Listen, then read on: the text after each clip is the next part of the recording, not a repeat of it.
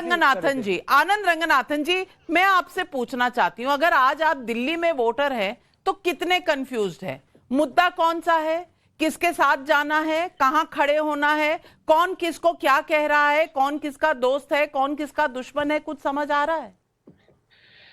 नमस्ते नाविका जी, और मेरे साथ जो पैनलिस्ट हैं उनको भी बहुत बहुत नमस्कार। देखिए, आपने कहा दिल्ली के वोटर हैं, तो आपने जो पूछा कि कितने कंफ्यूज्ड हैं, एक्चुअली कंफ्यूज्ड हैं नहीं, क्योंकि दिमाग चला गया दिल्ली के वोटरों का। इतना पिस चुके हैं पिछले 10-11 सालों से कि दिमाग सोचने की क्षमता चली गई है। नाविका जी, आप भी दिल्ली में रहती हैं, आपने देखा है स्थिति कैसी है। कई पॉलिटिशियन है जो इधर से आलू डालते हैं तो उधर से सोना निकलता था। केजरीवाल इधर से दारू डाल रहे हैं, उधर से सोना निकल रहा है। अब ये देखिए, टैटर्ड चप्पल पहनते हैं, ये फटी हुई शर्ट पहनते हैं, पुरानी पैंट पहनते हैं, रेनॉल्ट का 1.5 रुपए का पेन लगाते हैं। कोई मुझे बताएगा कि ये लाखों करोड़ों रुपए का सोना क्यों लगा रहे हैं अपने घर में, हमारे टैक्स पेयर पैसे से? अभिषेक जी ने ठीक कहा, ये तब लगा रहे हैं सोना, तब लगा रहे हैं 12-12 लाख के कमोड, जब दिल्ली की जनता एक एक ऑक्सीजन सिलेंडर के लिए तरस रही थी, लोग मर रहे थे, तब इन्होंने, और आपने ही इसका भांडाफाड़ किया था जो स्कैम है। और as far as Priyanka ji मेरी बड़ी प्रिय मित्र हैं, लेकिन मैं इनसे ये कहना चाहूंगा कि कह रही है मैं डंके की चोट पे दिल्ली की एक्साइज पॉलिसी का सपोर्ट करती हूं, तो प्लीज मुझे ये बता दीजिए कि आपने फिर ये खुद ही एक्साइज पॉलिसी हटाई क्यों? आप मुझे ये बता दीजिए कि दिल्ली हाई कोर्ट ने केजरीवाल के मामले में कहा कि he use the proceeds of crime quote unquote. आप मुझे ये बता दीजिए कि सुप्रीम कोर्ट ने सिसोदिया के बेल के मामले में क्यों कहा कि there is a money trail of 138 crore. अगर इतनी अच्छी एक्साइज पॉलिसी थी, आपने खुद ही हटाई।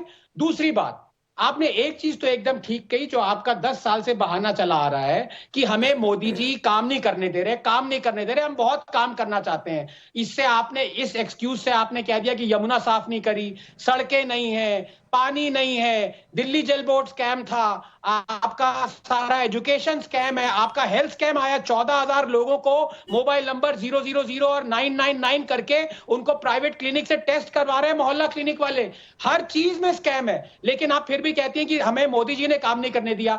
इसका एक वैज्ञानिक जो है कंट्रोल क्या ढूंढता है? ऐसा स्टेट ढूंढता है जहां मोदी जी आपको तंग नहीं कर सकते। वो आपको 2.5 साल से पंजाब मिला हुआ है, तो आप मुझे 2-3 सवाल बता दीजिए। वहां पे तो लेफ्टिनेंट गवर्नर आपको तंग करने के लिए नहीं है, वहां पे मोदी जी तंग करने के लिए नहीं है, वहां पे आपने एक भी प्रॉमिस फुलफिल क्यों नहीं किया?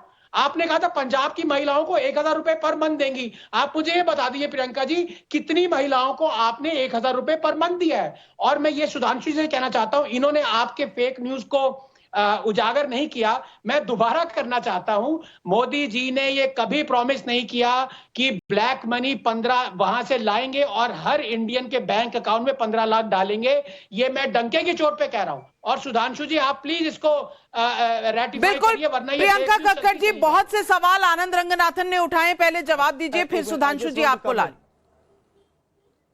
पहले Priyanka Kakkar, coming to you. देखिए, मैंने काफी बार इन बातों का जवाब दिया है, पर इनके कानों पे जू भी नहीं रही थी, क्योंकि इनका चश्मा, इनको दिखता ही नहीं है कि मोदी जी दिन में 4 बार कपड़े बदलते हैं। इनको दिखता ही नहीं है कि 1.5 लाख का चश्मा पहनते हैं, 2.5 करोड़ की घड़ी पहनते हैं, 12 करोड़ की गाड़ी में चलते हैं, कि 8400 करोड़ का जेट है, कि महीने में 4 बार घूमने जाते हैं, कि 500 करोड़ का टनल वाला घर बनाया कोविड के टाइम में मोदी जी ने। इनको वो दिखता ही नहीं है, इनको सुनता ही नहीं है। जब मैंने बताया कि गुजरात में नकली शराब मिलती है और हमारी एक्साइज पॉलिसी बेस्ट थी, इनको मैंने एक डिबेट में और भी बताया था कि हमने पंजाब में स्कूलों की हालत ऐसी कर दी, इतने स्कूल ऑफ एक्सेलेंस बना दिए कि पहले 2 साल में ही 2 लाख बच्चा प्राइवेट स्कूल छोड़ के इधर सरकारी स्कूल में आ गया। इनको याद ही नहीं, जब मैंने इनको बताया था कि वहां पंजाब में 1000 मोहल्ला क्लिनिक बन गए जिसमें 450 टेस्ट फ्री है, 359 मेडिसिन फ्री है। इनको याद ही नहीं है, मैंने तब भी बताया था कि पंजाब की महिलाओं को किया हुआ वादा भी पक्का होगा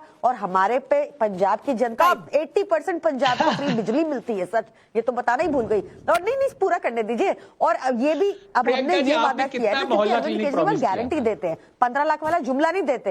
आनंद जी, मैं बीच में नहीं बोली आपके, अब मुझे बोलने दीजिए, उसके बाद आपको पक्का मौका मिलेगा। I am sure Navika ji will be fair to you. तो मैं, जब हमने इतने सारे काम करा दिए, अभी भी हमारा टेन्योर बचा है। अरविंद केजरीवाल जी की गारंटी ये भी पूरा होगा। हमारी प्राथमिकता हम जिस भी स्टेट में जीतेंगे पहले एजुकेशन और हेल्थ रहेगी। हमने 5 साल में जो प्रोमिसेस किए वो पूरे करे, हमने आज तक कब नहीं किया। हमने फ्री बिजली कहा वो पूरा किया। मेरे से पहले, इनसे पहले अभिषेक भाई ने बातें कुछ कही, उन्होंने बोला कि मैंने मैनिफेस्टो का जिक्र किया, मैंने नहीं किया, पर उनको पार्टी लाइन मिली थी कि ये बोलना है, इसलिए उन्होंने बोला। पर अब उन्होंने कर दिया तो मैं जवाब दे देती हूँ। हमने फ्री बिजली कहा, फ्री बिजली करी। हमने फ्री पानी कहा, फ्री पानी कर दिया। फ्री महिलाओं को बस यात्रा कही, वो कर दिया। फ्री बुजुर्गों को तीर्थ यात्रा कही, वो कर दिया। 38 फ्लाईओवर बना दिए, 3 university, 6 university campuses, 11 vocational studies बना दिए। 22,000 क्लासरूम थे दिल्ली में पिछले 75 सालों में, उनको 25,000 और ऐड कर दिए। हमने दिल्ली के हॉस्पिटल बेड्स की संख्या 4 टाइम्स कर दी। हमने दिल्ली में 5 अभी निर्माण, सॉरी, सब कुछ कर तो दिया सुधांशु जी, फिर दिक्कत किस बात की है? फिर किस लिए बीजेपी इन्हें आपदा कह रही है? जवाब दीजिए। नाविका रिबट करने का चांस दीजिए। देखिए, जिन्होंने जो जो फैक्ट्स बताए हैं कोई भी जाके चेक कर सकता है, परंतु अब मैं वो फैक्ट्स बताता हूं मुझे लगता है जिसमें कोई संशय की गुंजाइश नहीं है। जब इनकी सरकार आई तो दिल्ली सरप्लस बजट था, दिल्ली घाटे का बजट नहीं था, प्रॉफिट का बजट था, क्योंकि दिल्ली उत्तर भारत का सबसे समृद्ध राज्य है। मगर आज स्थिति क्या है? इन्होंने नेशनल स्मॉल सेविंग फंड से 10,000 करोड़ रुपए का ऋण लेने के लिए आवेदन किया है। जब इनकी सरकार आई 2015-16 में कोई जाके चेक कर ले, 1.54% ऑफ द जीडीपी का सरप्लस था, अब 0.3 पे आया और इस साल निगेटिव। पहली बार जो मुनाफे का बजट था वो अब घाटे के बजट में तब्दील होने जा रहा है। 2016-17 में इन्होंने 2,600 करोड़ रुपए लिए थे नेशनल स्मॉल सेविंग स्कीम से। फिर उसके बाद आने वाले वर्षों में कुल मिलाकर इन्होंने 11,000 करोड़ रुपए लिए। उसके बाद अब एक अकेले साल में 10,000 करोड़ देने की बात कही है। सोचिए इन्होंने कहां पहुंचाया। खुदा न खास्ता कभी ऐसा होता कि यदि इनकी सरकार आ जाए तो उसके बाद किसी के लिए कुछ नहीं बचेगा, ना गरीब को देने के लिए कुछ बचेगा, ना तनख्वाह देने के लिए किसको, किस राज्य को। जो सबसे बेहतर स्थिति में था वो इन्होंने किया। पंजाब में कोई जाके चेक कर ले कि इनकी सरकार आने से पहले 2022 से पहले कितना इन्वेस्टमेंट आ रहा था और आज 3 साल के बाद कितना इन्वेस्टमेंट आ रहा है। पंजाब में इनकी सरकार आने से पहले लॉ एंड ऑर्डर की स्थिति क्या थी और अब क्या है। सिद्धू मूसेवाला की हत्या से लेके पूर्व मुख्यमंत्री सुखबीर सिंह बादल जी के ऊपर पवित्र स्वर्ण मंदिर के बाहर गोली चलना सबने देखा है। अब हम इनको यह बताना चाहते हैं समस्या क्या है। इन्होंने कहा मुफ्त बिजली 80% लोगों के साथ, तो मैं लोगों को बताना चाहता हूं पंजाब में 80% लोगों को मुफ्त बिजली मिल रही। पंजाब जो किसी जमाने में उत्तर भारत का सबसे समृद्ध राज्य होता था, वहां 80% लोग बिजली देने लायक नहीं रह गए। कहां पहुंचा दिया भाई आपने?